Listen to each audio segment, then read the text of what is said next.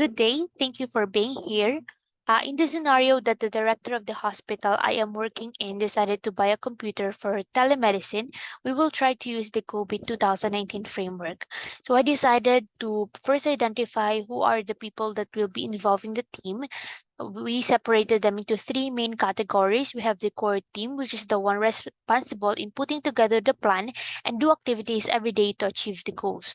So this include the a clinical representative, which are the physicians and nurses, etc. We have the information technology representative that will be tasked to for the maintenance and the updates. And then we have the priority department representative, which are from the finance and the logistics.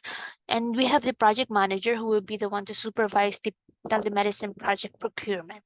And then we have the leadership team, which is responsible on the high-level decision-making power. So this includes the director of the hospital, the board of directors, and the computer supplier manager or the company. So they will be the one to decide on the contract and agreement.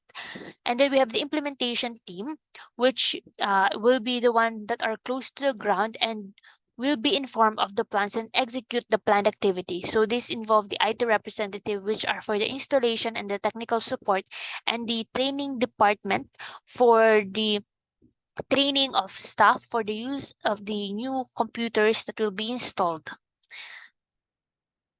In the COVID 2019 framework, there is an understanding of the goals cascade. So the stakeholder uh, should be interviewed and gain what are their needs or what do they want. And then we have the enterprise goals and the alignment of those goals and the governance and management objectives. But for the main objective of this project is to procure computers which will be used in the telemedicine project. So for the design factors, so these design factors are needed for us to evaluate the existing components for the governance and management. This include the enterprise strategy. So what is the enterprise strategy? Because of the procurement of the computer, this will be more of the digital transformation and the aggressive growth because we will be upgrading what we have. And then we have the enterprise goals, which is to manage the digital transformation programs and innovation. The risk profile, because we will have a third party or supplier, so they might be an incident. And then we have the technology-based innovation. And we have the or the information and technology related issues, including the delivery problems by the IT outsources and fail to meet IT regulations.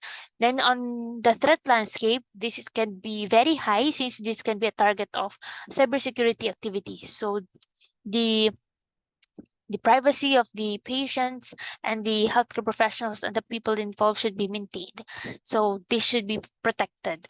And then on the compliance requirements, a very wide array of multiple compliance requirements.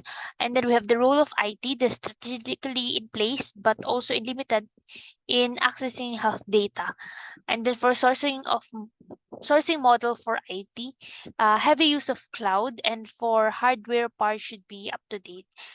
IT implementation method could be an agile and DevOps approaches to support growth.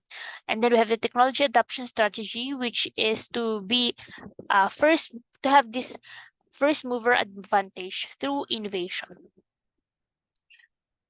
So these are the tools that we could use, including the RACI or the responsible, accountable, consulted, and informed Excel-based matrix, which will help us to identify who will be the one that's responsible and accountable for the enterprise roles so that we will have a well-designed governance system, which is the target of the Cobit 2019 framework. So I hope I was able to explain it properly. Thank you very much.